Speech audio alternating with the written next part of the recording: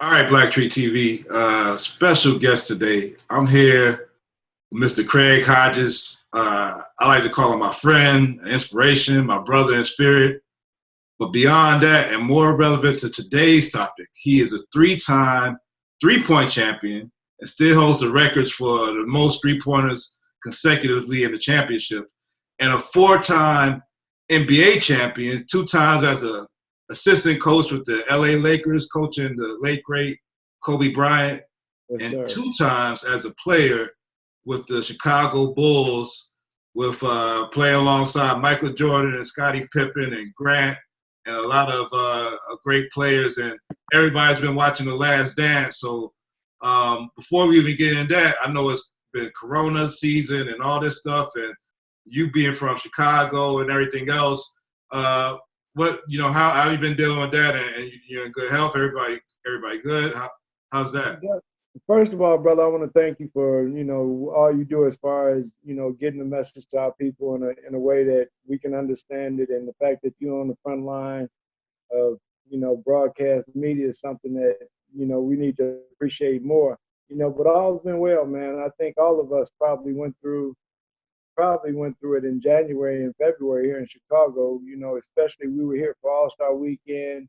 The week prior to All-Star Weekend, it was the Chicago Auto Show and Valentine's Day weekend. All of that was tied into like 14 days together. So, and the virus had been in America. So a lot of us, I think, went through it during that period because myself, my sons, we were all sick during that period of time Yeah, after All-Star Weekend. yeah. I was around the same time. I was actually even a little bit before that. I felt a little sick around Yeah. January 10th, January 11th, and I was all the way through like the 28th of Yeah. January. Yeah, mine, and the thing, like I tell people, for me, it was Dayquil and NyQuil just to get me moving, man. You know what Yeah, I'm saying? I wasn't gonna let myself lay down, so it was one of those things. Granny always told me, "Boy, if you're feeling sick, make sure you're able to get yourself yeah, up." yeah. So I mean, have you been watching the Last Dance? I know you lived it. I know you. Yeah, it's been cool, man. To see it from that perspective. I was I was part of the first two, so the third one was more, to me, more touching to me as far as still having a connection to the team and the like, and just to see what went down for the last three was something interesting to sit back, good entertainment. Of course, Yeah, that's what yeah, I for me, I always make sure that even with the couple people we watched together, my son and one of his buddies, and I'm saying at that time we looking at it, it's a commercial product, man. And for me, the biggest thing for me with this whole project, Jamal, is the the timing of it all. Is incredible to me. yeah. Before we even get into the 91 and 92 championships, I mean, take us back. You a Chicago kid, travel all the way to California, going to Long Beach State, Right. um, get drafted to the Clippers. I mean, how was that moment? Just like realizing that part of your dream to become an NBA player and get how did that draft? How did it feel to get drafted? Well, the biggest thing, is like, okay, you're going through college and you're doing your thing, and you wanna make sure that you prepared. So, I was blessed to have Tex Winter, man, for 4 years, and when Tex signed me at Long Beach State, he told me, if you stay here with me for 4 years, I guarantee you'll be in somebody's training camp. And as Yeah, a young brother coming from the city of Chicago, watching Norm Van Leer and the Chicago Bulls struggle to get to that point, for me, it was one of those things where I'm going to go and study as hard as I can in the classroom. And I had great mentors in my black studies at Long Beach State, Dr. Karinga, Dr. Khalid Muhammad, rest his soul. So I had good brothers, Amin Rob, brothers who taught me a lot about the realization of what the impact of what I did sports wise, how I could impact my people. So watching all this stuff go on and watching MJ and the whole aura around that, and seeing how that relates to black people is something to see, man. And yeah, sometimes you look at it, you don't want to be too critical because it's entertainment, but at the same time, with all the stuff that's going on that's real life, yeah, it's something to see the timing of it all. yeah. Obviously, like you was drafted by the Clippers, and you I think you moved to a couple teams before you got to the Bulls. But you were there not only for those first two championships, but the rise up when we seen in the Last Dance the battles against the Pistons, and I mean, how was it playing against those players and like playing against Isaiah? Like, can you take us through like how bad were the Bad Boys as an opponent? Yeah, and I think that's the thing that I tell people. You have to learn the chemistry. You have to learn the nuances. You have to learn how to win. And it's not something that just happens. It's something that's an experience. You have to experience the lumps. You have to experience the degrading feeling of losing and not being able to stand up for your hometown and go through that, and then be able to put the blinders on the next season to be able to say, our team is much more athletic than the Pistons were. They wanted to use their physicality to be able to stop Forrest and Scotty from being able to get off the ground and, be able to go up and rebound the basketball and splash to the bucket.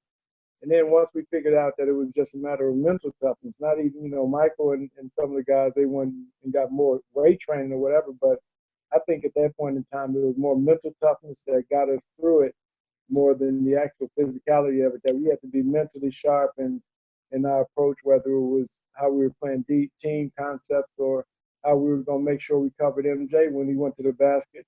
We weren't going to let any of them get around him and stand over. We ran to pick each other up and just stay on our mission and not focus on their physicality. Now Oakley was on those early teams. How was it playing with Oakley? And I mean, when they made the call to move Oakley to New York, I mean, how did you feel as a teammate at that point about that decision? For me, I was in Phoenix at the time. So I was in Phoenix when Bill got traded for Charles. So I never had a chance to be a teammate of Oakley's. But I understand how integral he was prior to me getting there and playing against the Bulls at that time, as far as being there and Forrest being there. The guy that does the dirty works off the boards, played good hard defense in the paint. So it was one of those things you knew of his and you respected his game. And then, with Bill, it was always, you knew who Bill Cartwright was. He was one of those, young brothers that when I was in high school, I was looking up to the University of San Francisco teams that he was a part of. So I understood Bill's character as well as Charles, but sometimes it's just a touch here and a touch there that builds the chemistry of a team and puts the pieces in places so that it can flow better as a combined unit. Yeah. So the Jordan rules, I mean, well, you were there during Doug Collins too, right? Yeah. I came in I was part of Doug's last year, and Doug was a great coach, man. I had big fun with him. He was a player's type of coach because he understood being a player himself, but at the same time, Doug asked a lot of not only of himself but of his players. And I think if you weren't mentally tough, sometimes you would look at it as being, Doug being not so much heavy-handed, but so if you didn't perform, Doug wasn't going to give you maybe a second or third look. He was ready to get it done. Let's find somebody that can do it right now. Where, some young players that can be detrimental to their growth, but at the same time, Doug was about winning, man, and he loved to win, and he was going to try to get it done with the troops that he had, and the way that he wanted to do it was play more isolation basketball where Phil and with Tex in his ear. During that time, Tex was telling him he should run triangle, but Doug didn't really want to hear it. And then finally, I think Jerry Krause, who loved Tex and understood the impact of what the triangle could bring to the complement of players that we had. And proof was in the pudding, man. The system is flawless when we're talking about giving players an opportunity to touch the basketball. But then the biggest thing to me is you get in touches, you're going to play better defense. So I mean, that transition, and it's interesting that you're such a connecting part of this story, even though we don't see it played out as much on the ESPN version of the story. Right.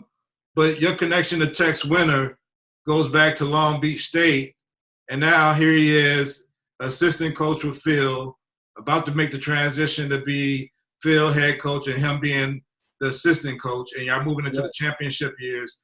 how much? I mean, how easy was it for you to I mean, did y'all do the triangle at Long Beach, and was this something that a system that you was already feel like? How easy was it for you to, as a player, to transition into this new form? For me, it was like, man, it was like a fish to water. You know, it was like a breath of fresh air. It was almost like, you know, you have one of the things where you used to mom's home cooking, and then you go on the road, you go to college, you go to college, you go to college, and you come back home for that Sunday meal, and you feel right back at home in your old seat. And that's what it was like for me, you know, understanding that I had had the triangle for 4 years under tech, and I understood it like the back of my hand. So a lot of stuff when they're talking about the implementation of the triangle, it was me and Tex, man. It was Tex and I standing at the half court, showing how the guards flow first. Then it was Tex at the top at the top of the circle with the ball, me on the wing, and we showed the entirety of the system with two players, with the guys standing on the end line watching and taking notes. So from that standpoint, it's a me and Tex. That's my basketball father, man. So you know all the stuff I learned at Long Beach, I use now when I'm teaching the game. And he told us the first day of practice, anything and everything you know about the game of basketball, you can forget it, you know, because I've forgotten more basketball than you could ever know. So we're gonna give you something to play in the right way. Yeah, yeah. So I know that was implemented that triangle, but how was it at practice? I got this superstar athlete, and you know the way it's portrayed. He's brash. He's talking trash all the time. I mean, definitely definitely arguably not even really arguably the greatest NBA player that's played. What was that environment like at practice? And then I want you to compare it to, because now you also coach Kobe. I want to know, like, when you look at those two different. Right. You know the common denominator between both of them is that not only are they superstar talent, God-given athletes, but they realize the impact and the importance of being coached. So people on the outside, you can look at this Last Dance, and you can look at all of the scenes where Michael is basically separated from the team, and he's sitting with his security guys. He's standing there in a pack of reporters. That's just one person that's part of a cog of anywhere between 14 to 15 people, including coaches, at any given time, and that you have to fit however big you are into the complement of who we are, and it can't be vice versa. All 14 of us can't fit into number 23. So it's one of those things where he received coaching as well as anybody I've ever played with. He brought the intensity in not only scrimmage, but in drill work that made everybody around him take their game to a level, even if you thought your game was at a certain level. So those are the intangibles that superstars bring, and oftentimes for them to try to teach it is totally impossibility. When you look at Magic and Bird, who were great players, but their coaching wasn't that it was okay. You know what I'm saying? Because it's hard to relate greatness. You know what I'm saying? In a 1, 2, 3 method in practice. Greatness is something that emerges during the experience. So within the context of our practices, man, that's why I tell people, like, now, I always think in terms of, yes, I watch basketball, but our practices were so cold. You know what I'm saying? We would practice for 20 minutes and Phil would have to shut it down because it would be game-like intensity. And it would be a thing where we don't need this in practice. We need this tomorrow night. But the way we took it as, it was the greatest competition on earth, man. We had to, I look at our second 5 on that first championship, we probably would have been in the championship had we facing our first 5 had we been on a different team. So it was running the same system, of course, because the triangle, that's the beautiful part of the triangle. I could give you what it is, a working document, but we won't know how it's going to unfold until we see how the defense presents itself. And that's what we gave to one another every day in practice, was different looks, so that now when the season came, as it wound down to the playoffs, as we got into the playoffs, very rarely did we have to make monumental decisions and changes to the way we play basketball, to where we could throw a wrinkle defensively at another team, and it's going to take them totally out of what they're used to doing because they only have one primary ball handler. Where within our system, we have myriad things that we can do and options that we have. So it was great to play out of, and with the whole thing of coaxing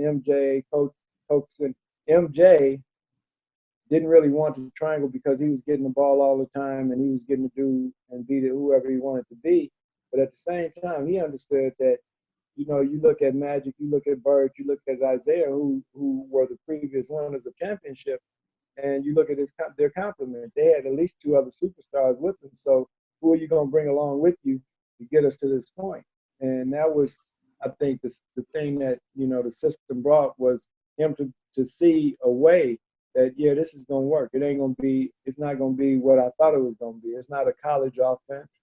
He had came from what he considered the best. He loves his North Carolina and his respect. But at the same time, to me, Tex Winter is the greatest innovator of the game for it to be played from now throughout the ages. If it's five men playing the game, unless you're going to change it somehow. The number that Terry Porter will have to beat. This is where Craig got it going, right here in this spot on the floor. He made all five of them, including the money ball. Now we'll see if Porter's strategy pays off for him. Now Porter must meet the pressure because his highest score has been 14.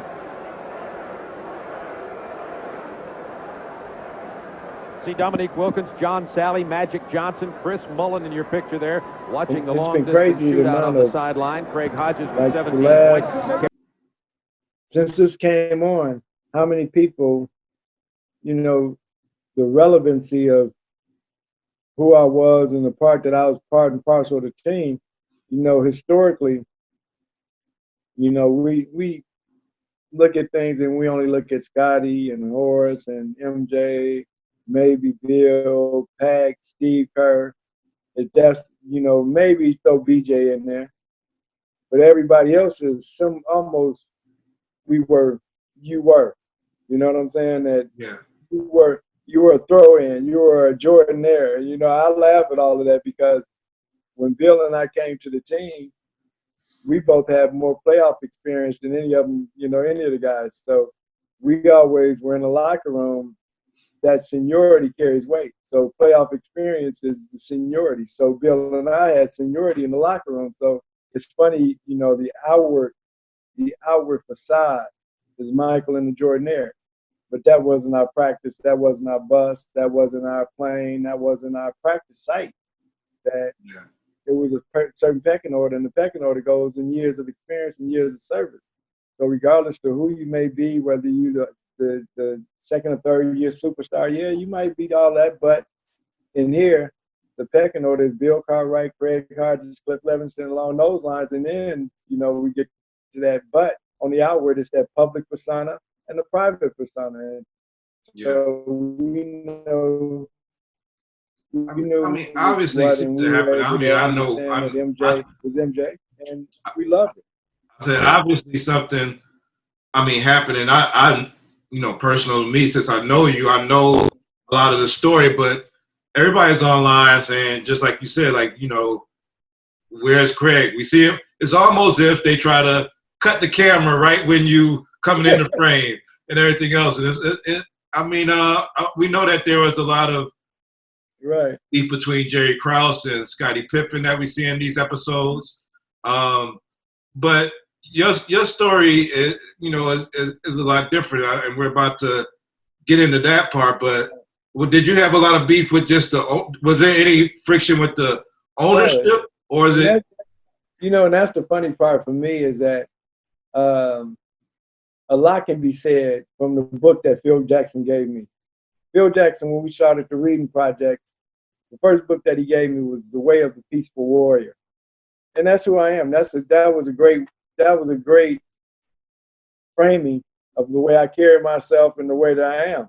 I'm peaceful, but I'm a warrior for the rights and causes of human rights, not only mine and my people, but anybody else that deserves them, and that's everybody. So from that standpoint, you know, it was cool to just be in that area where we are, man. You know, where we are right now is we're blessed, and I look at it as a blessing to be able to, you know, facilitate some thought process in this whole thing, man, because it's so commercial that we get lost in the mix. Yeah.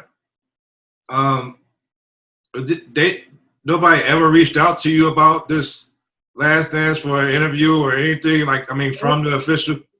And the funny part for me is that, you know, that when I look at that, I look at all my teammates, and I'm loving seeing them, man.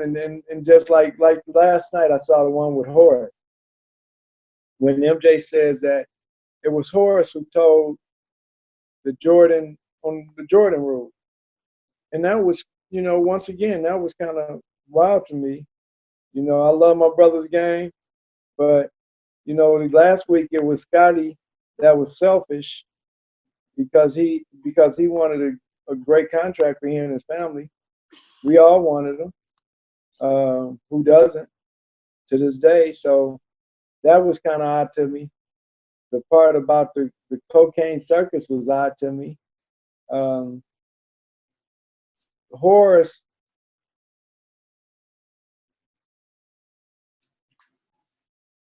Your sound went out, Craig. Your sound went out. you got me? Yeah. Start back from, you just said Horace. Start back from there.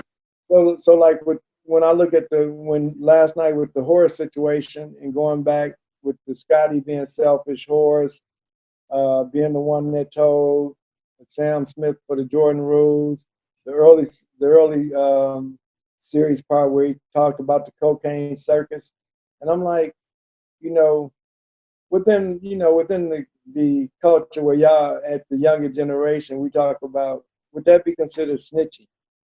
You know what I'm saying? And not snitching on any level, but it's certain things that we teammates, man, and that, you know, like with Horace, okay, the stuff with Scotty, that was kind of, okay, I can get it. The stuff with cocaine circus, I can get it. But Horace, that was hurtful to me. That hurt me because Horace, to me, great teammate. I can't say great enough. You follow me? We wouldn't have won championships without the brother, and that just hurt me for what we worked for and strive for, and that it's a brotherhood, man. So some of the things I think that have been said, none of us would ever think about, I don't know, coming at MJ that way with it not being like with me. A lot of people say I have a beef with him. No, I have a beef with, I love my people. And whatever is affecting black people, I'm going to question it. So, you know, I'm sure it's going to be some stuff that's going to come out where it's going to be a time for me to discuss these positions that have been taken. Yeah. You know what I'm saying? And I can't skirt them. You know, people are asking me about them. People are questioning me about them. And by right, they should, because it's a question, I'm going to answer it. So it's going to be time. And it's time now that, you know, we wake up to the commercial reality. Commercial reality like they showed us last night. David Falk and Broussard marketed Michael Jordan as an individual. What is the impact of that on the black community? What is the impact of that on the sport itself? So a lot of questions and a lot of things that I feel about the whole of it was part and parcel my black studies. You know what I'm saying? So we studied the impact of the black athlete in America. We studied the impact of the black economic condition in America and the impact that it has on America. So when we watch how the NBA is scrambling to finish the season, what does that mean? Why is that so important? And, you know, and thing like I'm saying now to my people, stay in the house as best you can. Yeah, I understand. Go out and get you some exercise. Keep your distance. Understand? Could Could this be possible that this is the Passover for real, not that thing that we read back in the day, that this is the real Passover, and that this is something that's very real in our lives right now. We in it. We're in it. It's not. This isn't something that was told in the Bible 2,000 years ago. We're in the point where they say stay in the crib.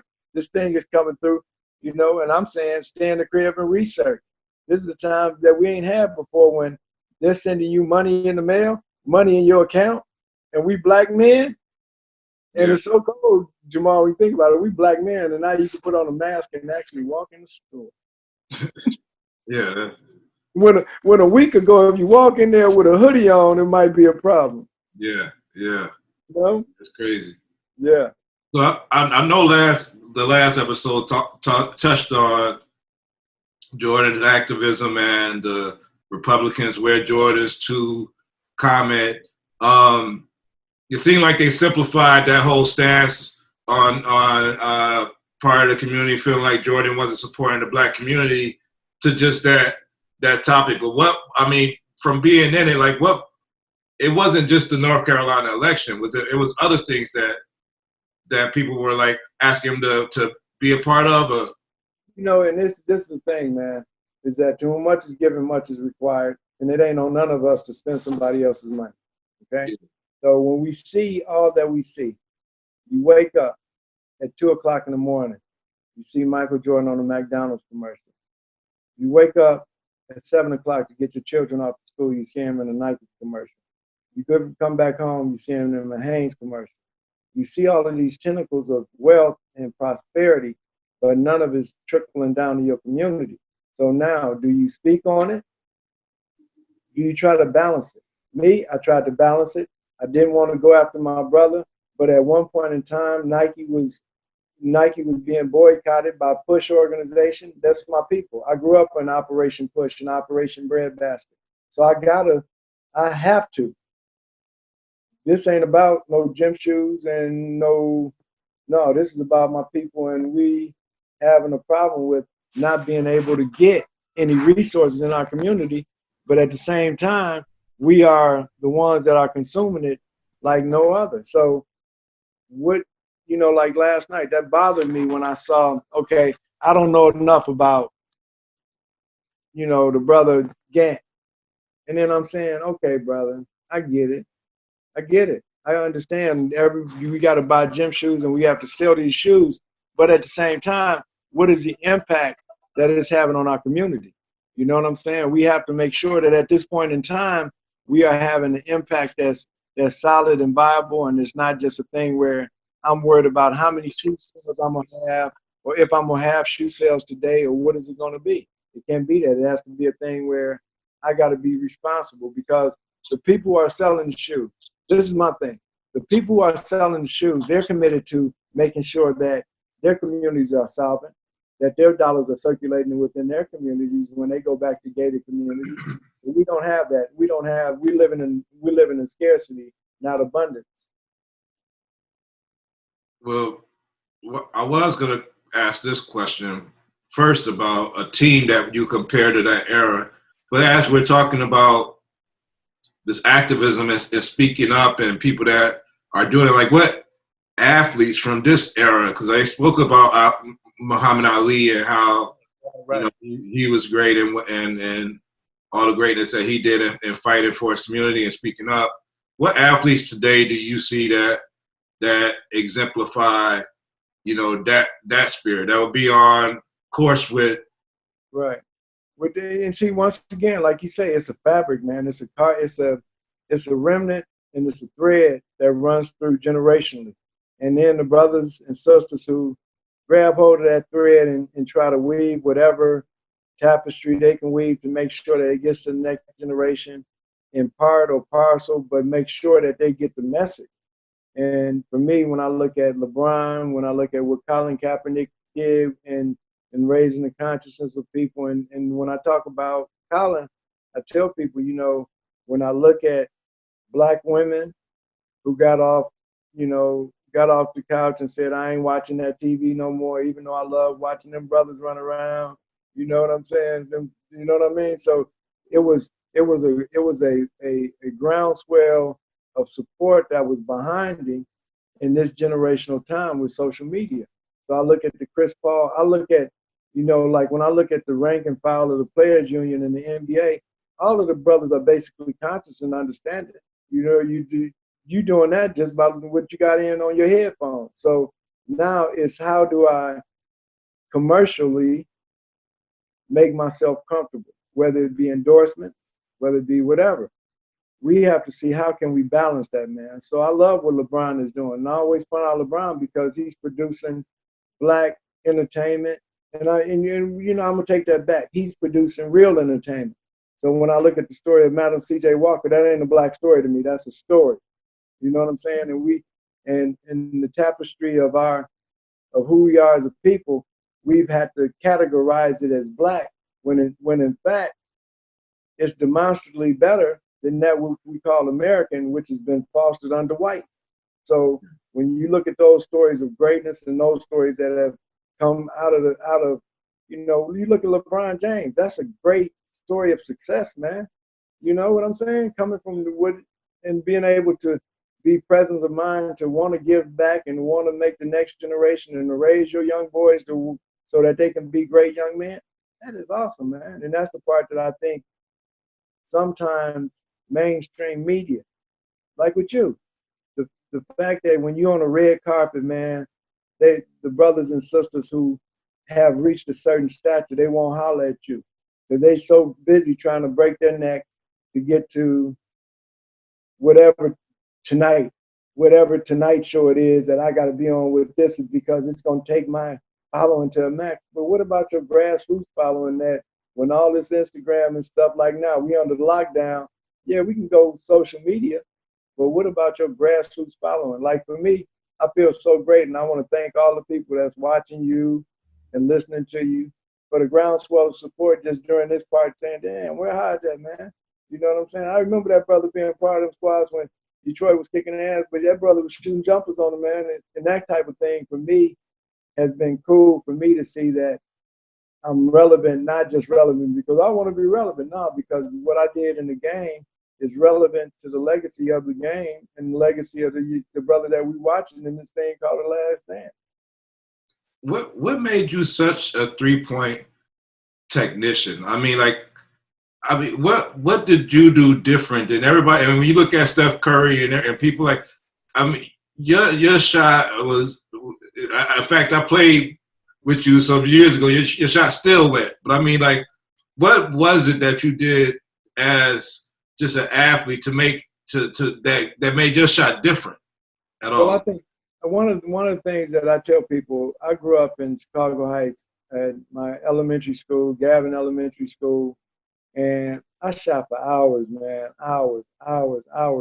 And little did I know that when it would become about 7 o'clock, when it got dusk, that the only way I could see the rim was to go in the corner and shoot because the light was going down, the sun was going down, and I could see the rim from that angle. And now when I look at how proficient I was out of the corners, I look back at them times when I was out there grinding, putting my jumpers up. And, I came through and we were coming through during that time when it was the karate boom from everybody watching Bruce Lee, the brothers that's gotten to, creating dojos in the community. And I would go out and work on my game and I would see these brothers coming up doing their Tai Chi. And they would have these dogs who would sit there like statues while they were doing Tai Chi. And in my mind, I was like, if them dogs can sit there for that many hours, I can stand out here and shoot. So years later, the brothers came to me when I was in the league, and they say, man, we've been wanting to talk to you. You remember when we would be on the school ground doing our Tai Chi? I was like, yeah, man, I would be shooting my jumpers, and I would not gonna let them dogs outlast me on the court. They said, man, you know what? We said we weren't gonna let that little boy stand over there and shoot more than we could do Tai Chi. They said we couldn't wait for you to dribble your ball around that corner. It was the same thing for me. I couldn't wait for the dogs to break down and break camp. I'd be like, good, I got them today. And those type of things, little do we know that those are sharpening, if nothing else, our eye. And that's what I say, shooting in the twilight, it sharpened my eye on a point in space that I look at. So when I ask people when I'm first teaching them how to shoot or talking to them about shooting is, what are you looking at? And a lot of people, well, I'm looking at the back of the rim. You're not 12 feet tall, so you're looking underneath the rim, so you're going to come up short 90% of the time. And I ask them, where do you miss your shot at? I'm usually short. Yeah, because you're hitting exactly what you're looking at. Because your ball is going to go where you're looking at. And I think those are the training methods that, you know, when I look at Steph Curry, I tell people, you know, if you didn't shot the ball, you can see what Steph is doing. But if you never shot the ball, you can't tell that his release angle from 14 feet is a total different release from 40 feet. And as a shooter, you know the different release angles and points that you have to get the ball to where you want it to go. And it's not brain surgery. It's not trying to save black people for sure. You know what I'm saying? It's a game, and I enjoyed watching the ball going in the basket. And when I look at research, I like this quarantine. It's lovely for me. I have no problem sitting in the crib studying, doing my push-ups, doing my crunchies, and doing what I need to do to make sure I maintain that when we come out of here, we're strong and we're ready to make sure what we can think about, we can actually go out and do. What team today? I mean, this season is over with right now. Let's put everybody healthy, everybody whatever. Like, what team in today's game do you think, or maybe a recent championship team, do you think could have gave that 91, 92? In fact, I mean, do you think one of those teams are better than the other 91 and 92? One of the things I say, you know, and this ain't just because I was on the team, man. Our first championship team, I feel like could have beat any championship team in history. Now the question becomes, what rules are we playing under? If we're playing under 1950 rules, it's going to be tough for anybody to beat us. If we're playing under the physicality of the 70s and 80s, I think we could have handled that because we did. No one played more physical brand of basketball than the Detroit Pistons, because Detroit Pistons were coming off of the Celtics and the Lakers. And if anybody goes back and watch a Celtic and Philadelphia 76ers Eastern Conference final, and you'll see Dr. J and Larry Bird actually get into a fight and no technical fouls are called. No flagrant fouls are called. It's like, okay, y'all finished? All right, let's hoop. And that was the physicality of the game, along with there was a certain thing that, hey, man, we're going to get heated out here. But at that time, it was a thing called no harm, no foul. Wasn't no harm, it wasn't no foul. Let's get it on. So it's a thing where everybody, we have to protect our investments. So some of this stuff, and now the game is taken so personal, you couldn't have two guys face up in competition like that and it just be, man, Larry was going at me, I was going at him, and we both just got heated, and I bowled him, and he threw a punch, and okay, we let it go, and we kept hooping and going at each other. Now it's going to be some gang symbols thrown up, some brothers coming up out the stands or waiting for you after the game. It's taking a different perspective, brother. So it's that thing where, you know, I look at these teams now, I feel like if we playing under these rules, it wouldn't even be fair, man. If we playing under rules where you can't hand check, how you gonna guard Michael Jordan without a hand check? I couldn't have guarded Isaiah Thomas without a hand check. How? And that's why the game is played the way it game. I would venture to say I would like to see how that Golden State team would play against us with our physicality under the 1980 rule. Wow. And lastly, we got to talk about some golf, because I know you love to play golf, and that was something that Jordan, professes a love for. What's the relationship of golf? Not to cut you off. You know what I was thinking last night, man, on the real? I said, I wonder what our relationship would have been like if I'd have went out and hit the ball with him. And you know what's so crazy? He offered me to go once or twice, but it was always a thing where I had my boys, that I had my sons, you know what I'm saying? So the timing just wasn't right, and it never happened. You know, but I, you know, even to this day, I would love to get the ball with him, because see, with me, man, I ain't carrying no grudges in this thing. I love my people. I love my people. Now, I love your game. I love what you've done in the game. I feel like visible, vocal leadership is necessary right now. And I ain't saying this, that you ain't got to be the Malcolm X, Martin Luther King leader, but most surely, with the amount of visible access you have to generational, whether it be above or younger than us, brother, do we utilize that? Them are my questions. Do we utilize that? I understand like you said last night, I'm tired of it. I'm tired of this lifestyle. I got it. You know what I'm saying? I got it, but we can't get tired of black people. Yeah.